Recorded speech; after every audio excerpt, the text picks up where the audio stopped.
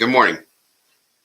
It is Saturday morning, 10 a.m., the 8th of May. I think I had one of the microphones on mute. See if there's anybody out there. Somebody usually says good morning, and can you hear me? So we have 4 viewers on. While I'm waiting to do that, what I'm going to do is put on some links in the website or on social media, I guess, on YouTube, Facebook, and Twitter. The first one is the parent information that we just kind of put out on our social media as well. And I'll go over that here in a little bit, the information on there. The second thing that I'm going to put on there is really important. If you guys could just do me a favor and click on that link right there that says please sign in. That is extremely important. If you don't mind doing that, that would help us out tremendously. All right. So I think we're on. There's about 13 of you on there right now. So I don't see anybody. I'm hoping you can hear me. I'm hoping you can see me. I believe you can. Miss Ogas is on. I see her so I just need somebody out there to be a brave soul to say, yes, we can hear and see you. Otherwise, I'm just going to keep on going, okay? The next thing, good morning, Rosemary Sanchez. Shout out to Rosemary Sanchez. I can count on you for being with us every time we do this. I appreciate you and your support. And Rosemary's had all her children and grandchildren, many, I won't say all, but her children, grandchildren go through schools in Fort Stockton, ISD. So thank you very much, Rosemary, for always helping out and doing the right thing, encouraging schools. Then there's a few other people. Miss Ogas is on the line. Good morning, Mrs. Ogas, and thank you for being with us this morning. And then there's also a favorite, Sylvia Jefferson. Thank you. I can hear you, and I'm listening and watching. Thank you, Mrs. Jefferson. I appreciate you being online with us this morning. She's always a great supporter for Fort Stockton ISD, so thank you very much. Within that, the postings, there's a sign-in sheet and a s'more that we're going to go over. And then if people do not have, they don't want to comment on social media, or they have questions and they want to be anonymous, I'm going to put in another link here that is questions in the meeting. And so in this Padlet that I'm putting in there, sometimes people don't want to, like I said, and I get it, you may not want to ask a question that is, you don't want the whole world to know that you're asking it, and I get it. And so there is another link in there if you want to ask a question and be anonymous about your question. So, so the first thing I'm going to do is I'm going to share my screen. And done. Yay. The first thing is a s'more. That was the very first thing we talked about. Again, this was Teacher Appreciation Week, but I want you to know that we appreciate our teachers all the time, every day. Not only our teachers, but our principals, counselors, custodians, cafeteria workers, maintenance workers, bus drivers, you name it, nurses, counselors, as well as our parents and our students, all the people who are involved in schools, helping us impact the lives of our children here in school. So we do appreciate all the support that we have. And then from our community as well. Those of you who slow down when you drive by a bus, or you encourage kids, or you read the newspaper and you give those encouraging words to students and kids around town, or some of those kids who walk through your grass as they're walking to and from school. Kind words go a long way for many of our students, because we just don't ever know what they're going through. And I want to thank everybody out there for being the person that all our students and each other need. There's an old adage that somebody told me one time, and I thought about it for a long time, and it was treat people the way you want to be treated. And I thought about that for a long time. And so I said, you know what? I think we need to treat people the way they want to be treated. And so I think that sometimes when we think about it like that, we're in a much better situation to help people, to treat them the way they want to be treated in a situation that we just never know what's going on. And so be thankful that we are able to do those things. And I'm going to continue. If you want to thank somebody here in Fort Stockton ISD, there is a link here in the s'more. It looks like this. We ask that you put your name, the relationship that you are to this person. Could be a colleague, could be a student, could be a coworker, parent, who you want to recognize, what campus or department they work at, and then just tell us something about that person. Okay, we've done, I think, 2 videos. We'll do a 3rd video, and we'll put them together just to kind of have it where it kind of all sinks in, so that way people can see all the video if they want. Mrs. Subia at the technology department will do a great job of doing that for us. So shout out to Mrs. Subia for always being helpful and doing the things that we need to do to promote our schools. Thank you very much. The other thing that is on here is Kindergarten Roundup. Kindergarten Roundup has started. If you have any questions, please call Alamo Elementary 336-4016 or Apache Elementary 336-4161. Those are the things you need for Kindergarten Roundup. It is a birth certificate, shot record, social security card, the parent guardian's ID, and then proof of residency, such as a light bill, rent bill, anything like that. If you have any questions, please contact those schools. We have some amazing people working at the schools who can answer those questions for you. And then here is the information in Spanish as well. Okay. So thank you for being with us. The next thing, again, of course, in that SMORE link, SMORE is just the name of the newsletter company that we use to help us put newsletters together. The reason why we use SMORE is because you're able to translate it to different languages, which is great. And then this right here is the information for our meetings. This is our last meeting of the 3 that we've had. So thank you for being on with us all the time, those of you who are on with us. All right. And then the next thing I wanted to show you, there's Kindergarten Roundup. Those are videos there from both campuses. So if you're willing, they're also on our YouTube. You do not need an account to go to YouTube. As far as a login account, if you just go to YouTube, type Fort Stockton ISD or Panthers FS, you'll find it.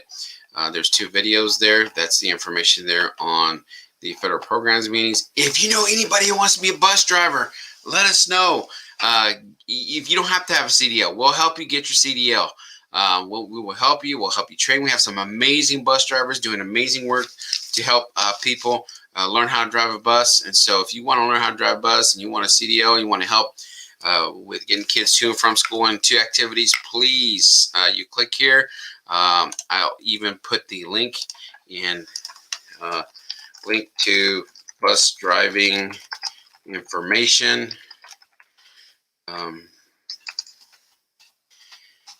If you are interested, you do not have to have a CDL. We'll help you. Please click on that, fill out the information, and we'll be in contact with you as far as, and we'll be posting out some more information as far as our classes for bus driving as well. So this is information on testing. Shout out to all the schools that had testing this week. I think it was high school, middle school, maybe, yes, high school, middle school. Next week will be middle school as well, intermediate, Alamo, Apache. Shout out to those students who've been working hard, and especially those teachers and parents who have helped all our children learn this year. It's been a tough year, but we do understand that everybody's working hard to improve and be better, so we do appreciate all your help. The next part of information is if you have any questions about a campus, please call your school. And if you don't know what school to call one, explain what the situation is, and then they can point you out in the right direction. So those are the numbers there. So the next thing is a link to one of the videos, and I guess we'll put all 3 videos together once we get them up and going. Though I believe that is the thing. We're going to go there. I don't see any questions. I'm going to go to the Padlet. There are no questions on the Padlet. All right. I'm going to show you how the Padlet works though. Okay. So here is a Padlet link. And if you notice, it does show my name because I own the Padlet. But if someone, like we had a question the other day, is a high school virtual tomorrow on Thursday? Only one question. But you can type a question there and I'll be able to look at it and answer questions, and that's in case somebody may not want to be known, and that's okay. I get it. I understand. But we're here to answer as many questions as we can. I do appreciate how everybody's so respectful and mindful of each other on our Facebook Lives and YouTube Lives and Twitter Lives and feeds, because there's so many good things that are going on in our community and schools And I do appreciate everybody being respectful and mindful of each other as we go through our daily lives. Sometimes we get wrapped up in situations that we think are bad, but we have so many things going for us. So we do appreciate the fact that you guys are awesome out there and being very positive with the schools and each other. So that being said, I'm going to go ahead and start our presentation. And it's loading. It's loading. It's taking a little bit of time. Yay, here we go. This again is the last meeting. There's some information. There's the Padlet where you can submit questions, a sign-in sheet. At the end, I'll put the CTE, CLNA. What the CTE stands for is Career Technology, and then CLNA is Comprehensive Learning Needs Assessment. Basically all that means, which basically asks questions about the Perkins, which is career technology, what our community feels we need to address when it comes to career technology. The annual federal programs meeting is a requirement for Title I Part A and most all other title programs. And the reason why they're called titles is because it's part of law in the federal government. Somebody asked me that question, why are they called Title I, Title III, Title VII, Title VIII, Title IX? Well, it's because that's the law that the federal government has in their books of laws. And so that is why they call it Title I, because this part that impacts schools is part of Title I, which addresses needs of students who are struggling, whether academically or economically disadvantaged students. Basically, the Title I Part A program is to improve student academics. Within that, there's a parent-student compact, and in that parent-student compact, parents can be involved in the school programs, and they can help make decisions relating to education of their children. Stockton ISD uses what we have to have meetings, and so we do a district improvement plan meeting committee, and the campuses, all 5 campuses have improvement plan committees as well.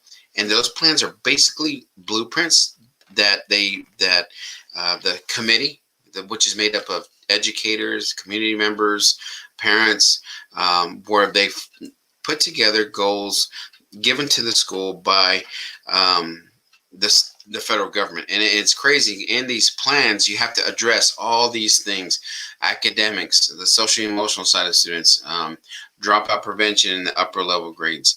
And so you're kind of said, you're kind of told what you have to address in this blueprint, this plan. And then we just focus on the goals that we can do here in Fort Stockton to help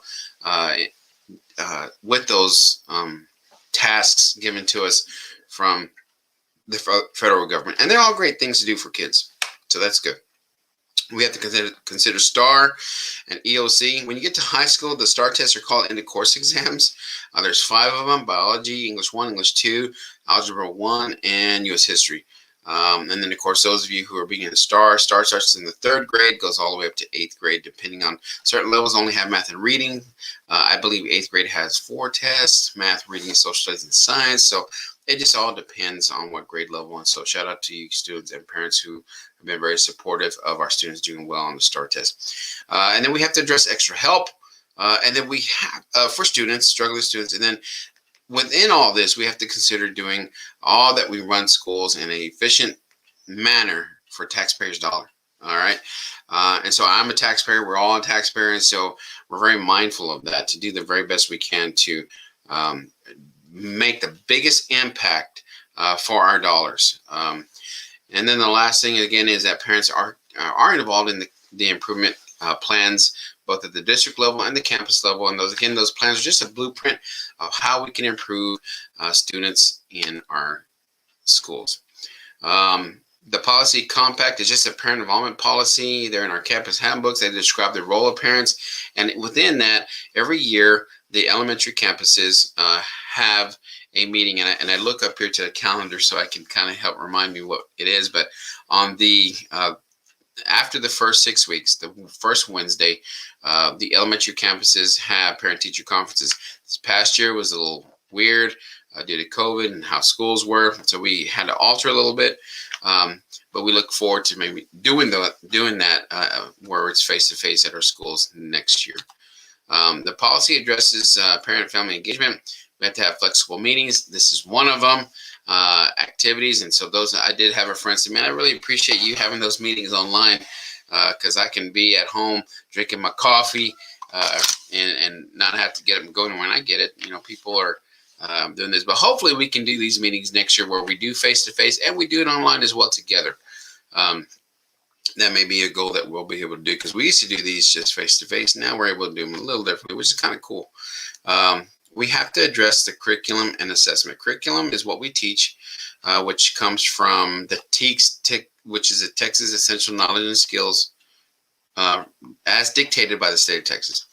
Assessment is how we test what is taught, and the instruction is the teaching and learning of that curriculum. So there's kind of three parts. There's the curriculum, what we have to teach. There's the instruction, which is the teaching of what we have to teach, and then how we assess to figure out if the kids got it. Okay, and then again, we have to provide additional meetings as needed for parents. And so we do understand that parents are very important in the education of our children. All right, and so we do appreciate those of you who go out and visit with us at school. School parent compact written agreement.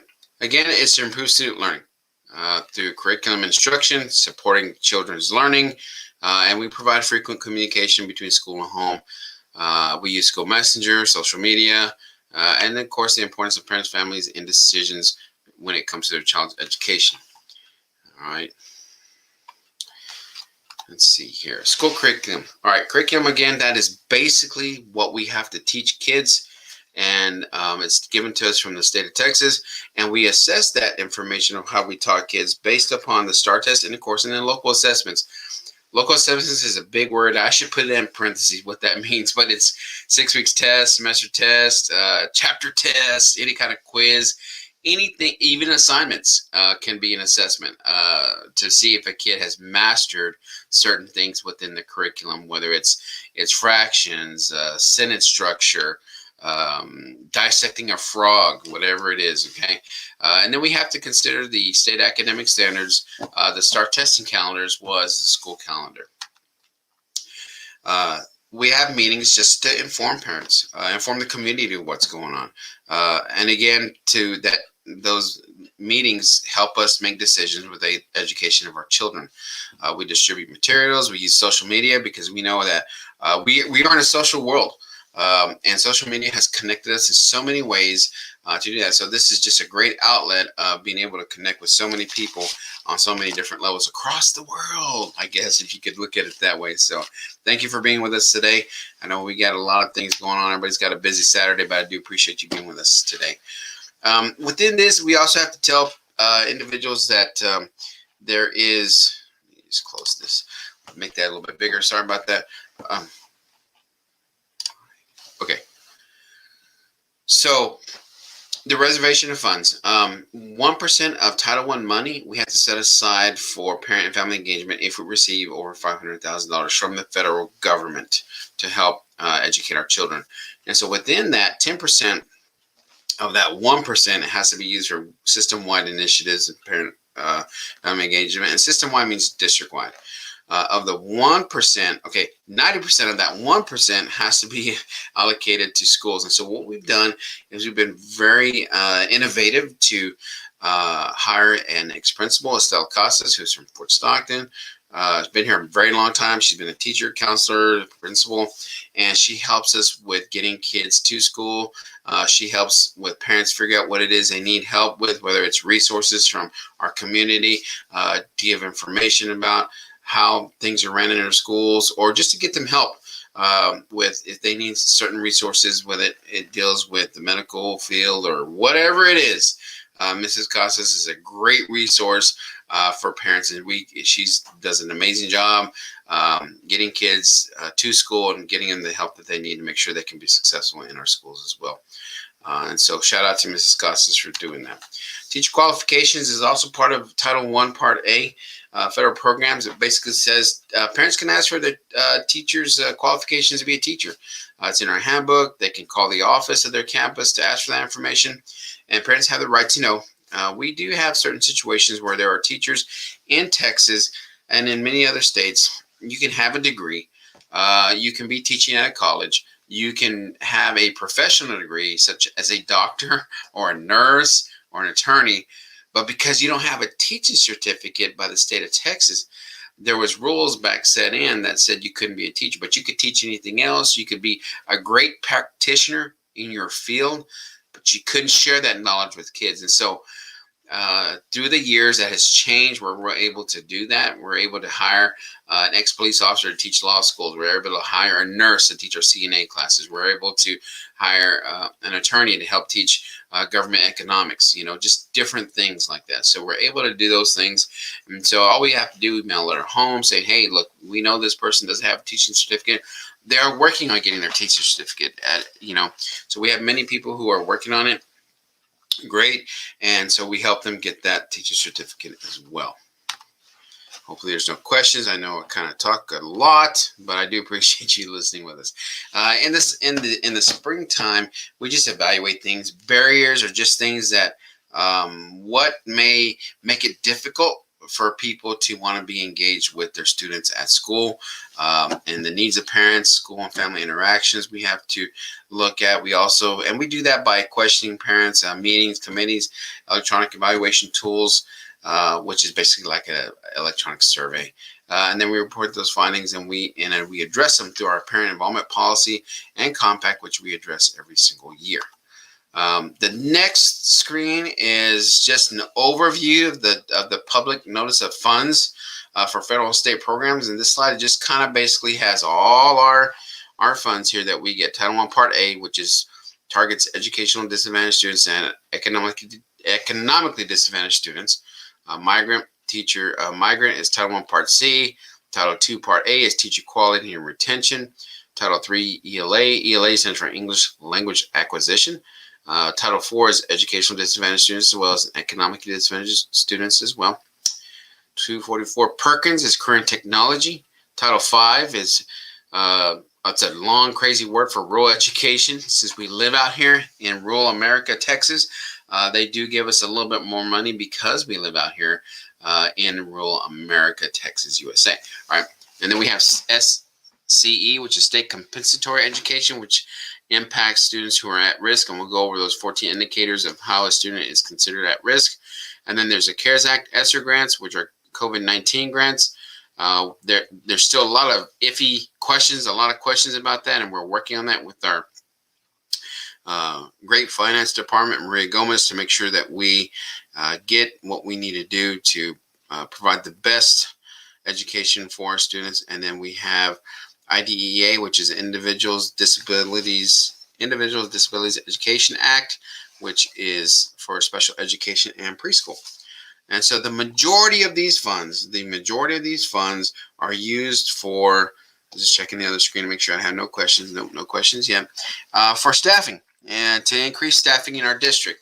The whole idea is to lower class sizes and to provide better one-on-one instruction for our kids in our schools. And so with the exception of CARES Act ESSER 1, we really don't know. We're waiting for some guidance on some of that. That's a crazy mess of trying to figure out what it is we can do with that money. But nevertheless, the goal is to provide the best instruction for our kids. And the number one way is putting great teachers in the classroom and being able to share that knowledge with those teachers, with our students. And so we try to use this money to impact lower classroom sizes for our students and for Stockton ISD. Title I Part A, again, is just improving basic programs. It impacts the entire educational program, especially those lowest achieving students. And it's basically, we have to use that money for effective methods of instructional strategies that are evidence with grounded in evidence-based research, which teacher to student ratio is a huge impact. We all know that teachers are the number one impact of student learning in our buildings across America. So if we can do that, that is the best thing we can do, is providing that education for our students by increasing teachers in our buildings. Title I Part C, migrant services, basically deals with students of temporary seasonal work, just to help them overcome the challenges of those students. They move around a lot. They may have cultural or language barriers, social isolation, just to help them succeed in school. And so again, we do have a migrant liaison as well that helps with those students to provide that, and that is Irene Vargas. So shout out to Irene Vargas for doing a great job of making sure that our students, the migrant students, are getting their needs met, and through a federal program that is out there, has been out there for a while. So a shout out to them as well, Irene Vargas, who provides that for our migrant students. The next thing is Title II Part A, supporting effective construction. Again, this is just, again, Title II program that allows to give us the money to help make classroom sizes smaller. So we've been doing that for a while. It helps, and it's done a great thing for our students to do that, to have smaller classroom sizes. And so we do appreciate our teachers who work in our schools. Title III Part A is the Elementary and Secondary Education Act. This is for English learners. Anybody who struggles with the English language, this is our bilingual ESL program. Ms. Ogas is head of that, and she does an amazing job making sure that our students and teachers get the support they need to be able to help our students improve on state academic standards and learning, period. Not just STAR. We do get measured on STAR, and we're held to grades by the state of Texas on STAR, but there's so much more than just STAR. And so Mrs. Ogas is very involved in making sure that our students who are struggling with the English language get the support they need with the bilingual program, the ESL program, and our counselors as well. Shout out to Ms. Ogas, bilingual ESL program and teachers, as well as the counselors.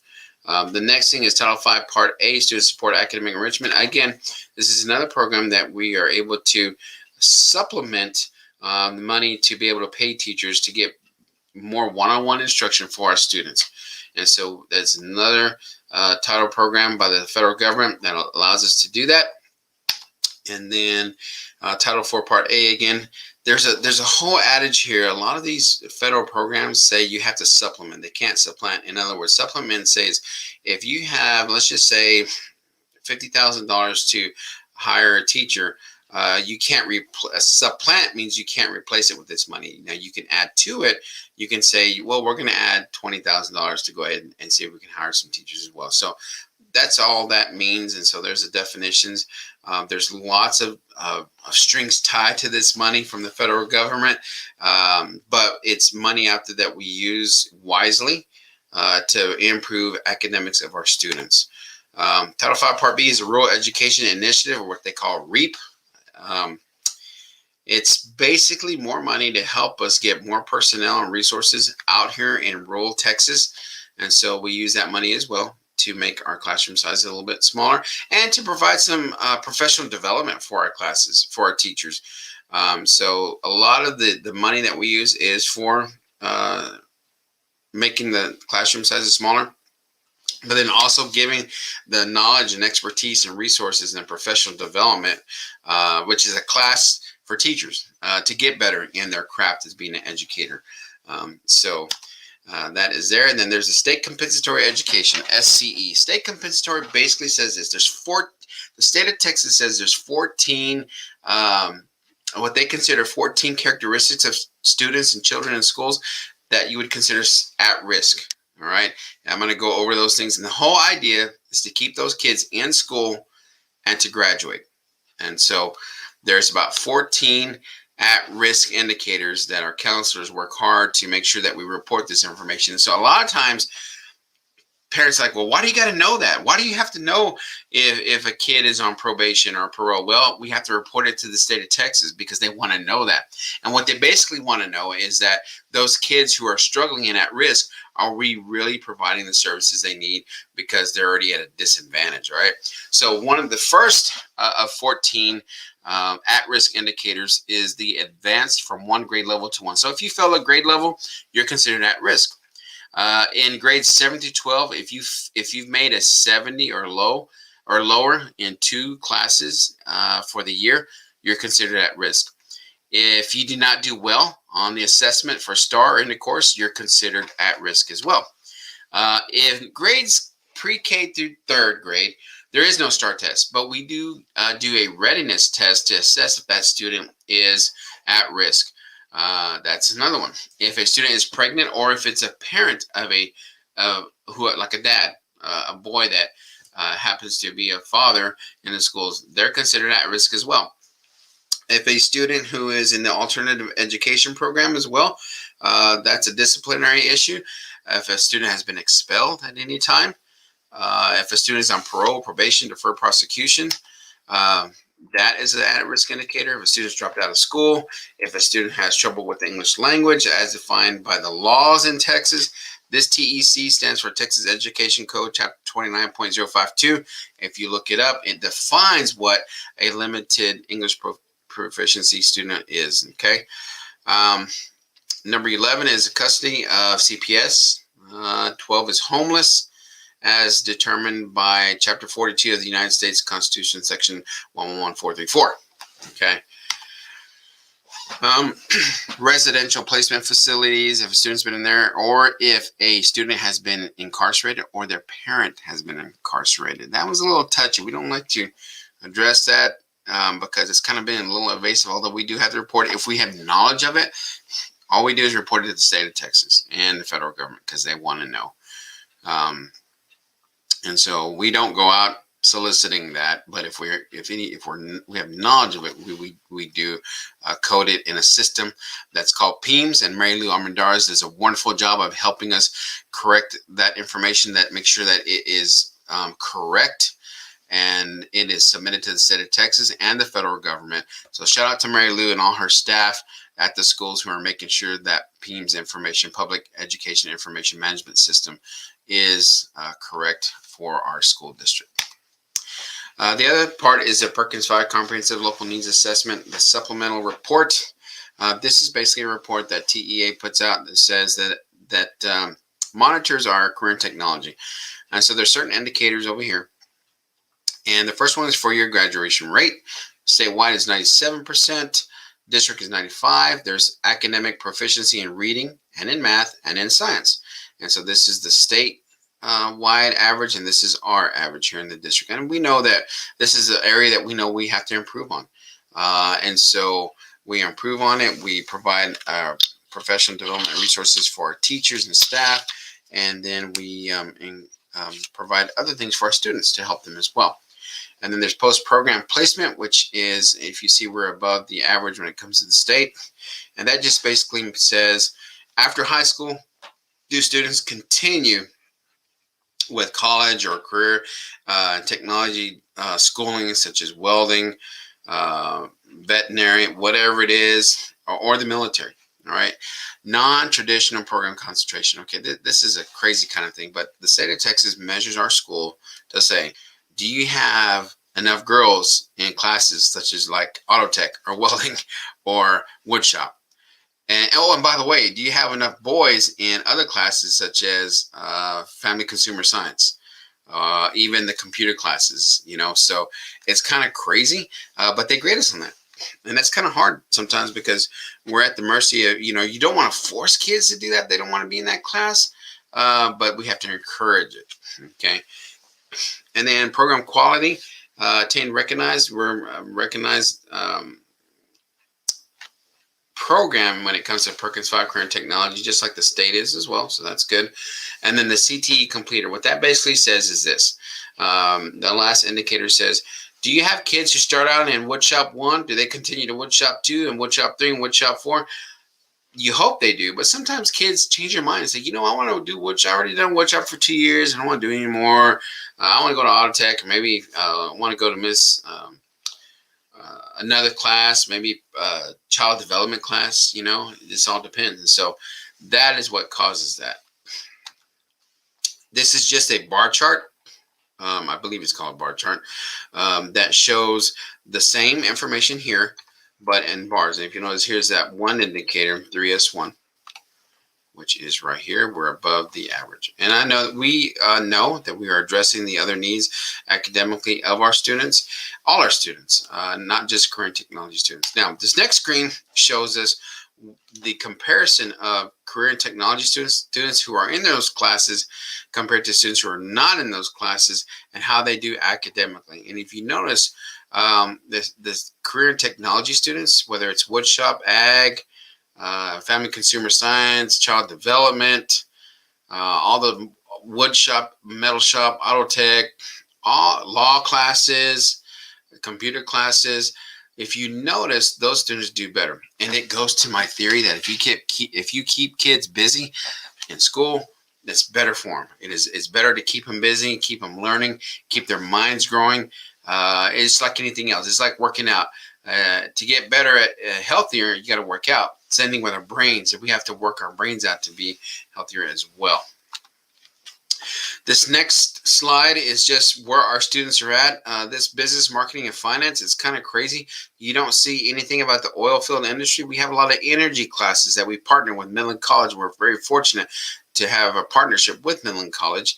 And so that business, marketing, and finance has students who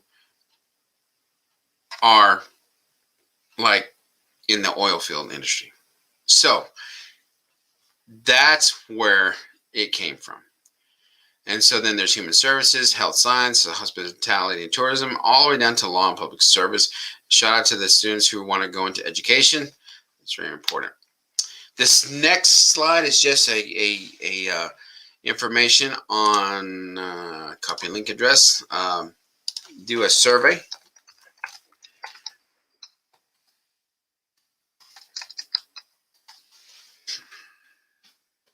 And I posted it in the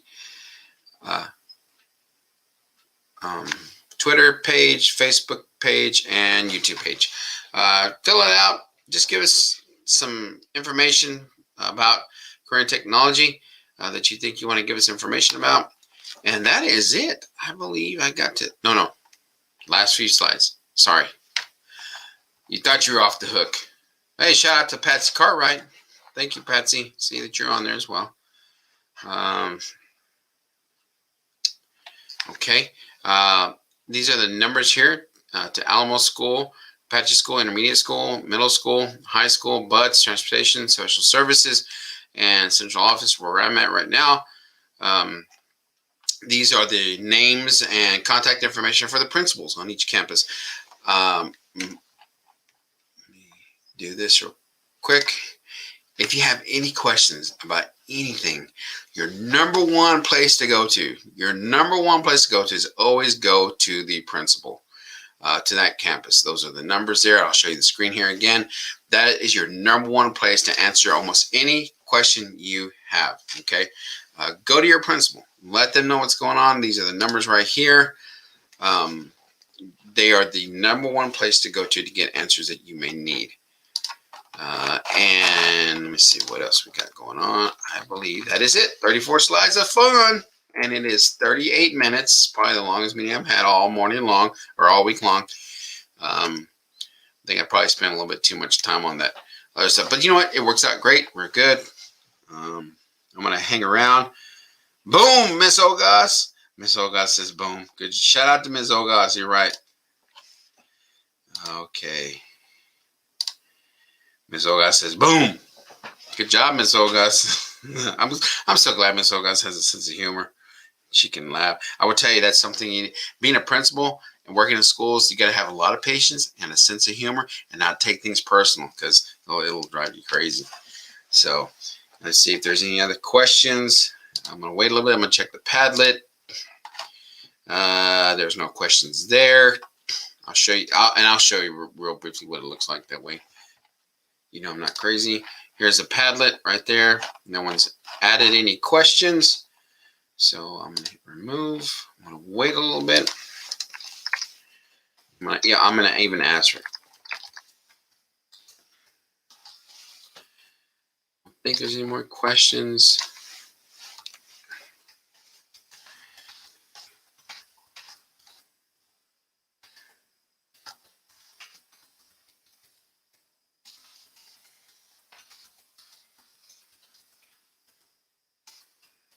I believe that's it. Let me see. Oh, there. Hold on. No. I thought that was a question, but it wasn't. All right. No, that's not a question. It looks like somebody's typing, but I don't see it.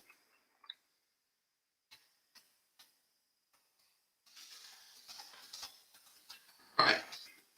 to shut it down here a little bit. All right.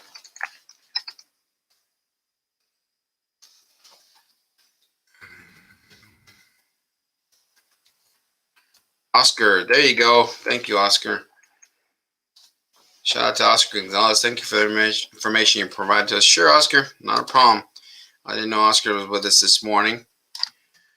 Oscar does a great job of being in the community. Oscar's a wonderful man. Thank you for always being a supporter of the schools, Oscar. We need that in our community. It's always, sometimes people, it's easy to be negative about things, but we do appreciate the support you give for us. So thank you, Oscar. It looks like there's Rosie Carrillo. Rosie Carrillo, she's another very good supporter of our schools. Thank you, Rosie, for helping us out as well, supporting our schools. And there's things out there that you can do just by being positive about schools. We know we're not perfect by any means. I don't think, but there's one thing we do strive for, and that's trying to do the very best that we can for our students. And it sounds like that's something easy, but sometimes we forget about what we're here for, and we're here for the students. And so thank you. Thank you for what you do. Thank you for helping us. And I believe that is it. Have a great weekend. Let me see if I got all my stuff here.